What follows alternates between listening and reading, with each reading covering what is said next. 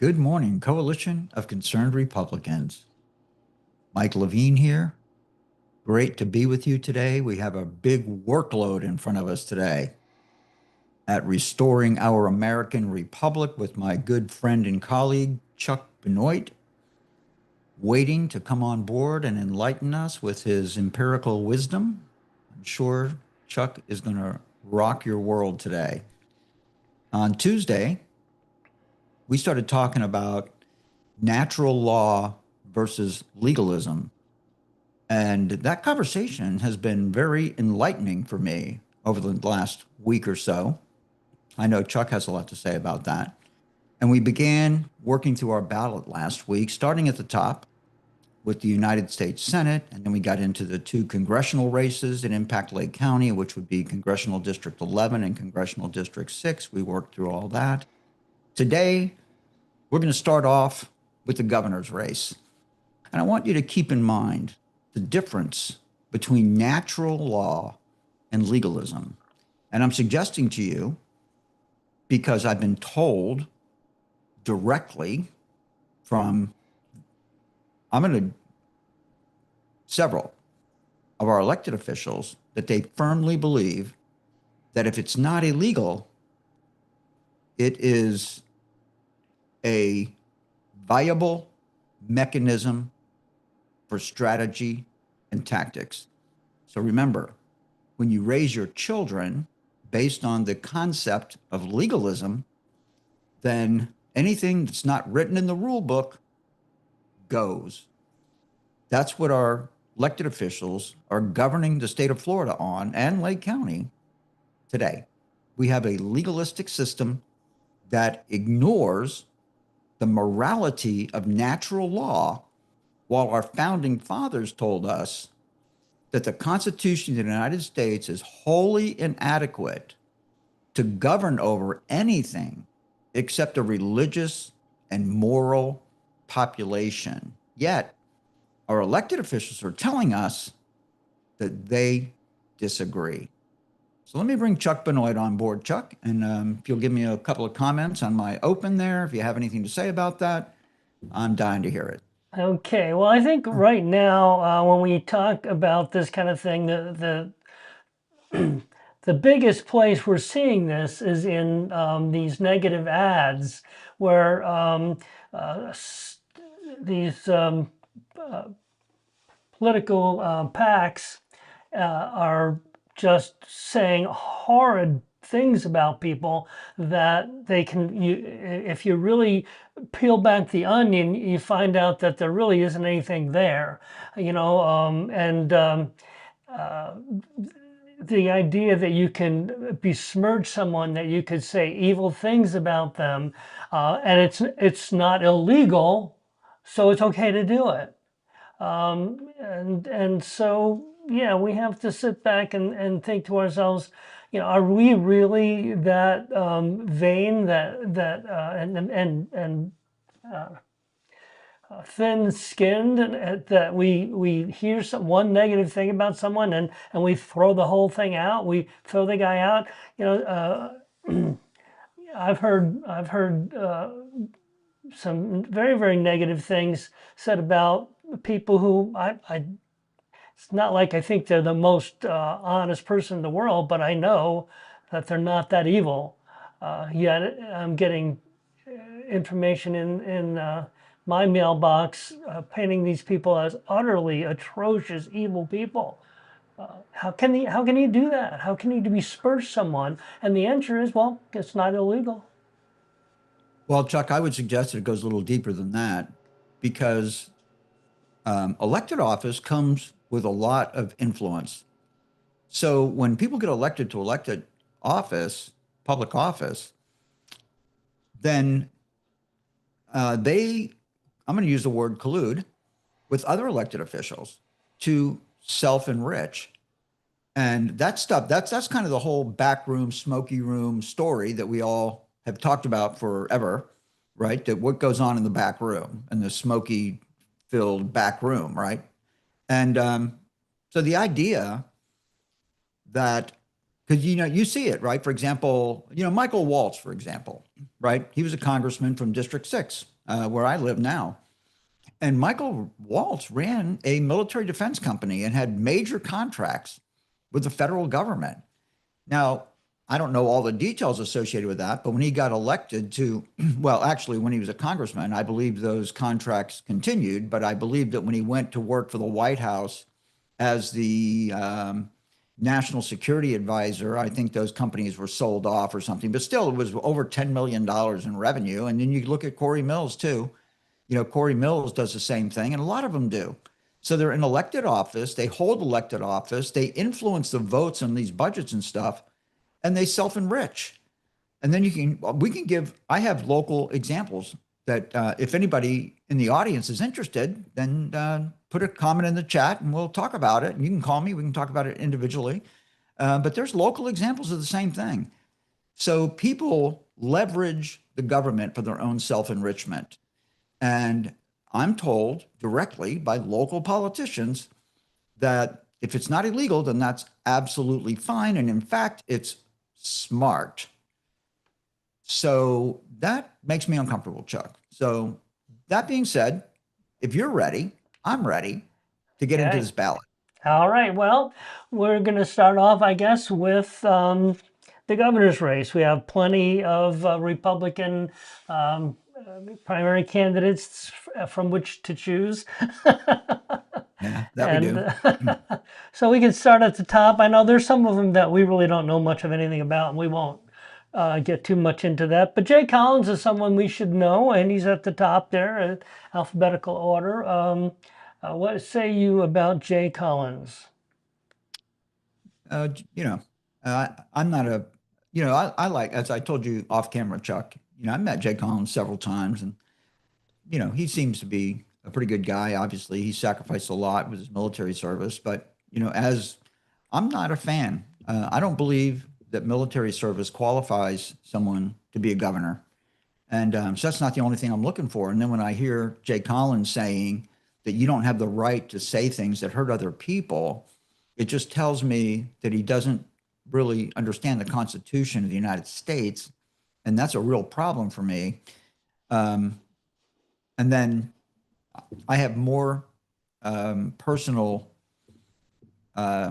feelings about that I'm not really willing to share on camera right now.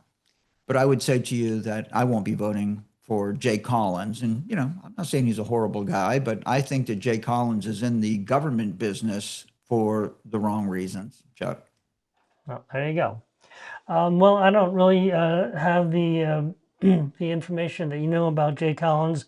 All I can do is I've heard him. I've heard him talk, and I'm not. I don't know. But he's not ringing my bell. So let's move along to Byron Donald, another gentleman who does not ring my bell. That's interesting, right? I'll tell you, this is another example, right? I mean, where would Byron Donalds be without Donald Trump's endorsement? Where would Ron DeSantis have been without Donald Trump's endorsement?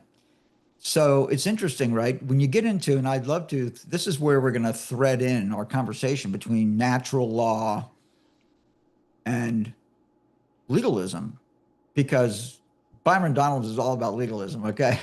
I mean, you can just look at his backstory and, Byron Donalds is not, again, I just want to tell people our Constitution is based on the fact that our rights come from God and that the Constitution is wholly inadequate to govern over anything than a religious and moral population.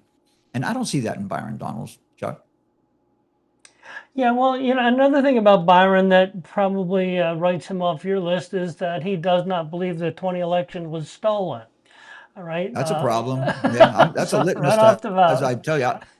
That's a litmus test. Go ahead, Chuck.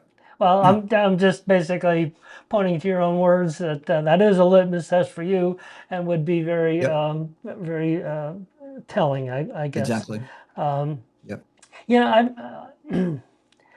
I You know, a lot of this has to do with feel, I think, and I guess the problem is that people don't really know anybody, so what they end up feeling is what happens at the end of their mailbox things. You know, the stuff you get in the mailbox, and so much of it is so negative that they just get a bad feeling because of the negativity. But you know, as I look at Byron Donald, I'm just not seeing what and I'm not talking about my mailbox, but I'm just not seeing what I want in a governor. Well, I want to add here, Chuck, that for the audience, that I have never seen, because this is a reality of the whole thing. When you see all these elected officials endorsing people who you don't understand why a certain elected official would endorse a candidate, I'm going to give you the answer to the question right now. The answer is money. So you can take our guy, Taylor Yarkowski, running for, House seat 25. He's the incumbent. And the reason people support him, even though they know a lot of really bad things about Taylor Yarkowski, is he's able to raise money. He brings money. So if you bring money to the party, then you get the endorsement. And that's it. That's the litmus test.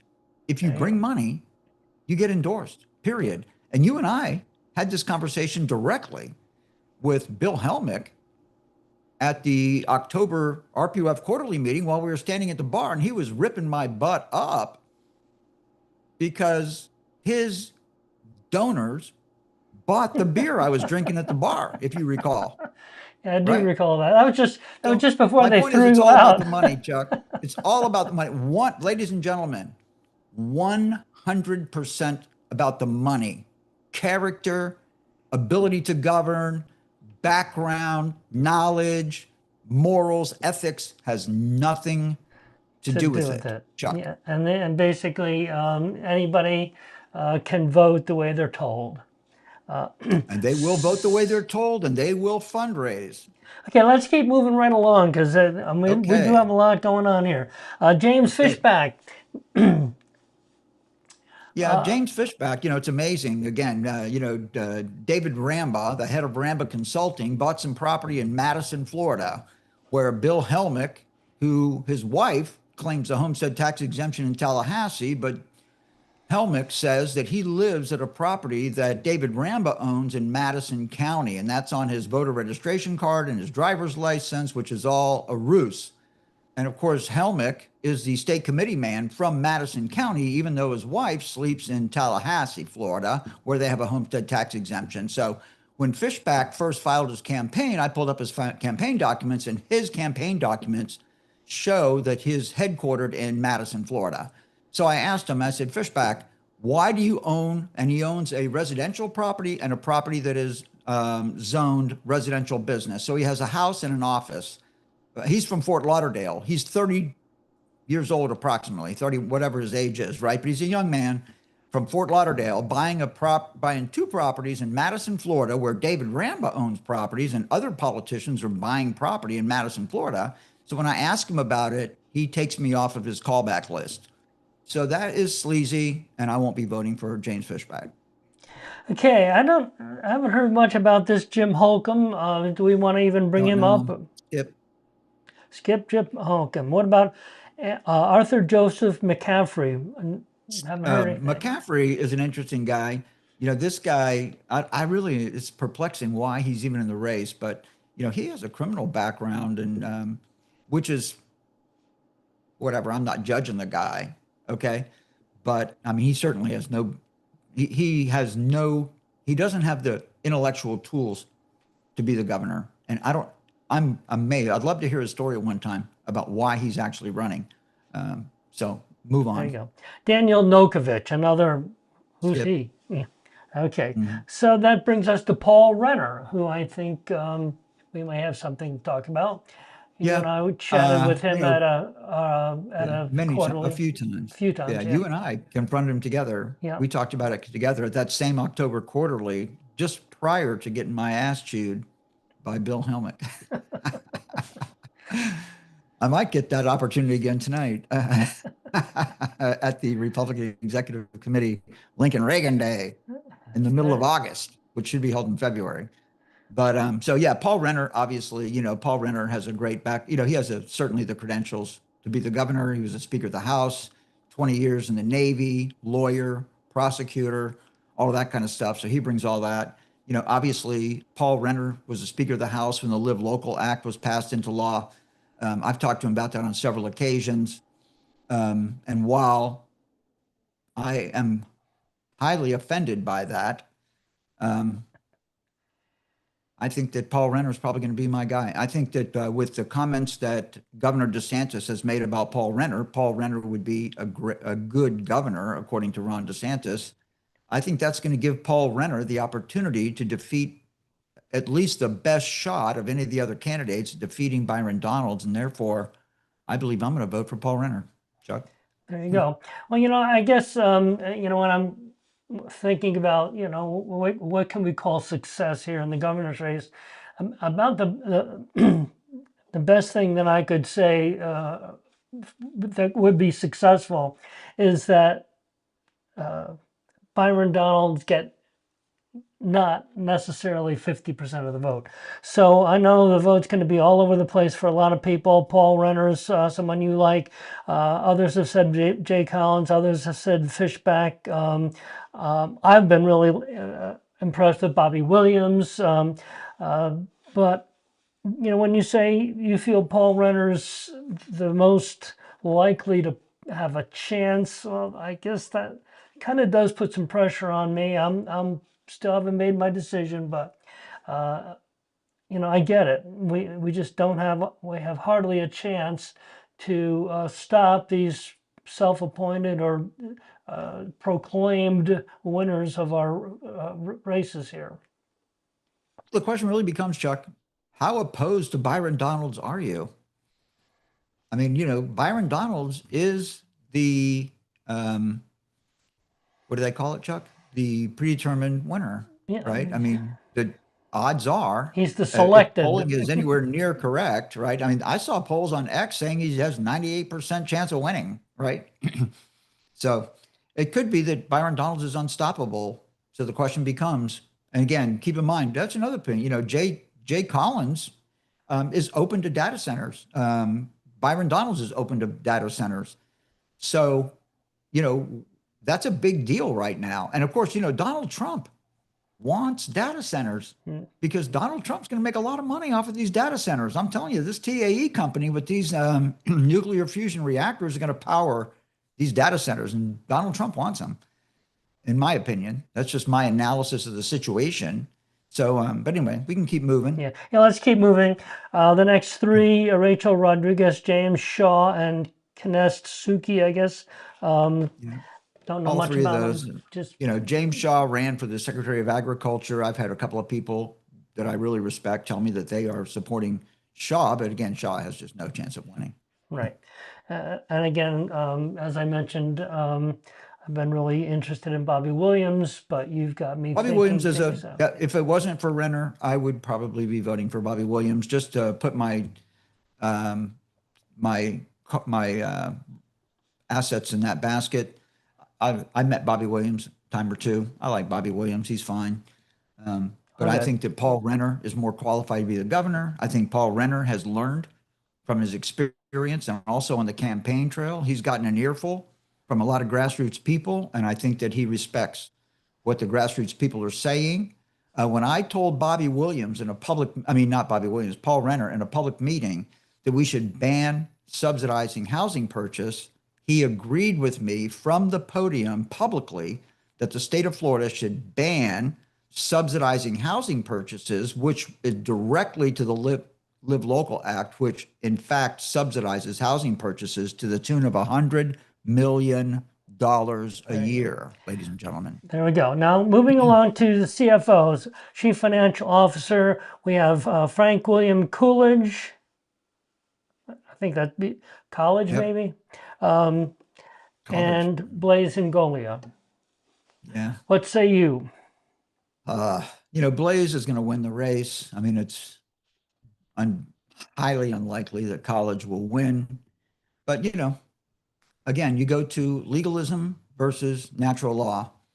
And just to put a marker in the ground, I'm going to vote for college, Chuck. Okay.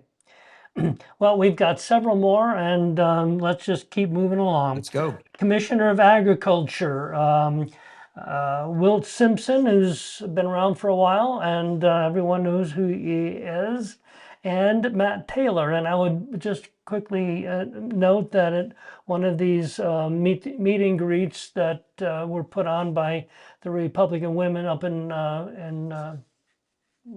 Leesburg, the one candidate that got the greatest applause throughout the entire night just happened to be Matt the Taylor, the welder. Matt the welder Taylor. Yeah. Exactly. Yeah.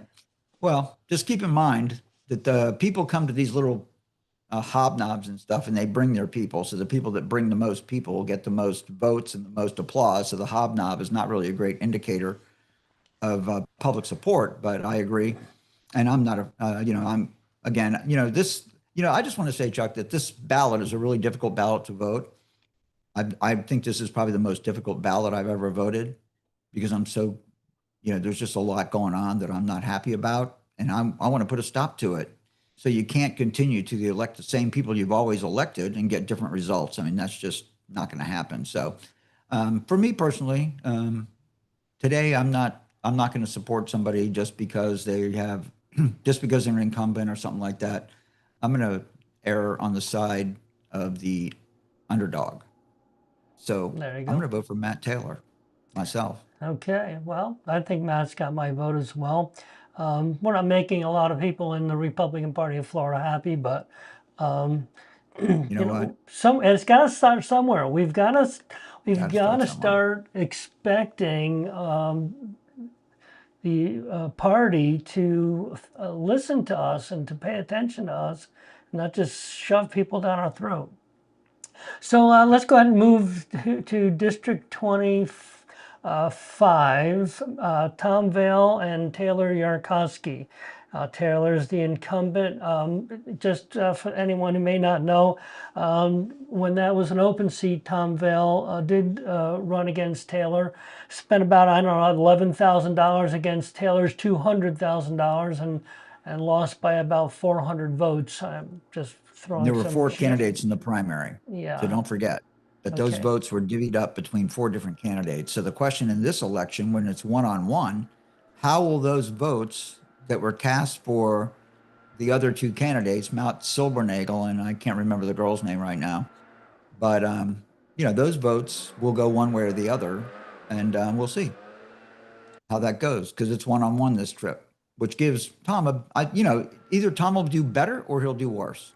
If he does better, he wins. If he does worse, then that means that those people who voted in the 2022 election went to Taylor instead of Tom. But we know Taylor. Taylor's our REC chairman. We know that's been a debacle. There's been a lot of negative press, negative stuff against Taylor on social media, which has been pretty substantiated. So it's not a question of whether it's true or not. I don't believe. I think it's just a question of, and then of course, Taylor is just the ultimate establishment candidate who does whatever he has to do to advance his own political career. And of course, he's a reliable vote for leadership. So that's what you got, ladies and gentlemen. To be honest with you, if you're going to vote for Taylor Yarkowski, it doesn't matter who gets the seat because Taylor's going to do whatever leadership wants anyway, and there will be no debate about it, Chuck. There you go.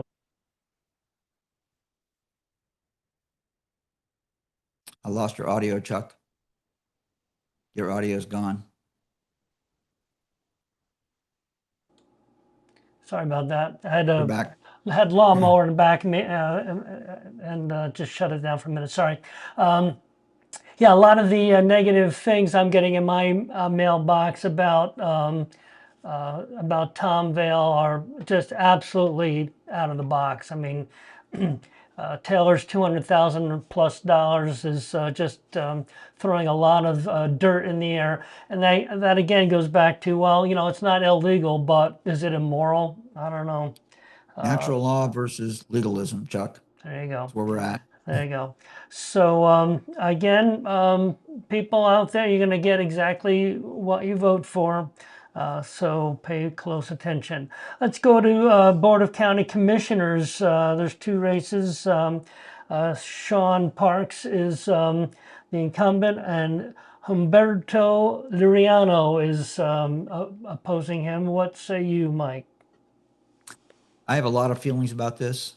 You know, at the end of his term, Sean Parks will have served 16 years. He's asking for another term, which will take him out to 20 years. Sean is a very knowledgeable guy. Obviously, you can't you can't serve in the legislature or in public office and for that long and not be knowledgeable. And, you know, Sean has, personal credentials that qualify him for the job. But I would like for Sean to term limit himself out. I would like for him to do the respectful thing that Josh Blake did and term limit himself out. Because if he did, we'd have a lot more qualified candidates to choose from. And because he continues running, then people don't run against him because it's expensive to defeat him. And he's got special interest already behind him financially. So that's a tough fight for a challenger to unseat an incumbent like Sean Parks. Umberto is a doctor. And in Lake County, the medical community is huge. And, that is government subsidized industry. So personally, I'm not interested in having a doctor necessarily replace Sean Parks, who, we have a lot of problems with Sean Parks, but he does a lot of things right also. So for the sake of the county, Chuck, I hate to say this out loud, but I guess I'm gonna have to vote for Sean Parks because at least I know Sean Parks. Sean Parks, while he is an establishment candidate for sure, I mean, you can look at Wellness Way. That's all about Sean Parks. He brought that to the table a long, long time ago. And I think that it's just too risky to bring somebody else in who you don't really know, especially somebody part of the medical community, which is a huge government supported industry that is a major economic influence in every jurisdiction, but particularly in Lake County, where we seem to solicit retirees because of the medical expenses that they have and the Social Security and pensions that they bring. And I'm not for that. I'd like to see Lake County go more in the direction of a private sector economy than an economy that is subsidized by government. And there's no good answer. This is what I'm saying. This is a very difficult ballot to vote. But I'm saying to you that I'm going to vote for Sean Parks because I think he's the best choice of the choices we have available to us. And I'm going to highly encourage Sean Parks to not run again in 2030 so that we can find a good replacement for Sean going forward. And Sean can move off and do something else, whether it's in government or in the private sector. Chuck. As our time is beginning to get very, very thin, I would imagine you may have the same situation with Leslie Campion and David Williamson, Right? I'm sorry. Yeah, I would say ditto. Yeah. Yeah. So we So, don't need to do that. I'm going to vote for Leslie because I don't know that Williamson is going to be a great replacement. But I yeah, would also encourage Leslie not to run in 2030, and I would encourage her and whoever decides to include to start taking a look for a replacement. Chuck. yeah, the idea being that to have 4 years to talk about replacement to get people involved. Neither one of these people, I never see them at our EC meetings, and that has basically can be said by most of these people who are hanging around all of a sudden wanting to be elected. We never see them at local meetings or involved in local politics until all of a sudden they want to run everything. I just want to say real quick on this subject. Are you done? Yeah, go ahead. I don't want to cut you off, No, go but ahead. the institutional knowledge that Sean and Leslie bring is incredible. Yeah, there you go. Okay, well, let's go ahead and finish up. We've got a Fifth Judicial Circuit Judge, Nicole M. Morris, and Lisa Yeager. You had some interesting things about that race off camera. And there's not much out there about them, but Lisa Yeager has been in the legal business for a long time, based on her bio. And she has been a paralegal, worked for some law firms. I don't know her whole story in detail, but she took some years off, like 5 years off, because she was raising a family, things like that, which is great. I fully respect that. Um, so that is just kind of a brief overview of Miss Yeager, and then you have Nicole Morris. Miss Morris, yeah, Nicole Morris, who she's got about 10 years of experience, and she's more of an intense, more of a career driven person based on her bio. She worked as a prosecutor and as a public defender, according to her bio, and this qualifies her, which that makes sense to me, that if you have a sitting judge, it'd be good to have somebody that has some understanding of the perspective of both sides of the argument in court.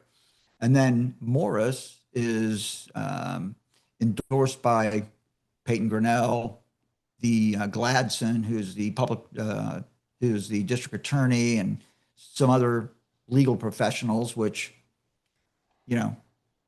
that doesn't really impress me particularly.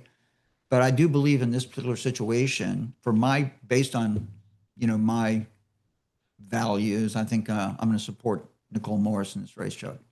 There you go. Let's finish things up. I know we're just a couple of minutes over, but please, people, we'll be done in just a few minutes.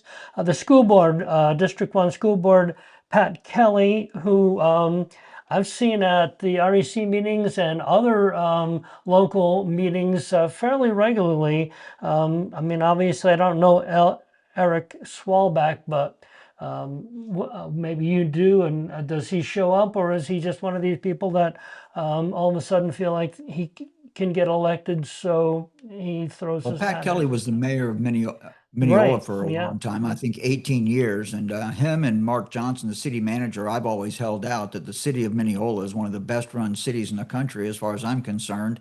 I've always been a huge fan of Pat Kelly, so I'm certainly going to take the opportunity to support Pat Kelly for School Board District 1. Yeah, and of course that's my point. He's involved. He's just because he's elected doesn't mean that he's not rubbing elbows with us regularly at these local meetings. So he has earned my vote. He also, in the things that I've heard him say, clearly he supports my moral fiber, if you will. There you go. He's a good guy. He's a great conservative, fiscal conservative. He's done a great job. The school board must have fiscal conservatives running the school district, Chuck. There you go. Well, Mike, we got through the ballot. So Wow. why don't you just wrap it up for us here? Well, Chuck, I think the next thing for us to do is to actually fill in the bubbles and post these things publicly so people can see what we're doing. What do you think? There we go. Well, I'll be doing that today. I'm going to be heading off to vote this afternoon, just shortly after the show. So thank you, Mike Levine, and thank you all for tuning into our twice weekly live stream. Please follow us on Facebook and X at Restore Our Rep 76. Check us out on YouTube at Restoring Our American Republic ROAR. Please like and share the program. And remember, if you are unwilling to govern yourself, you will be governed by tyrants. Until next time, God bless you. God bless President Donald J. Trump. And God bless America.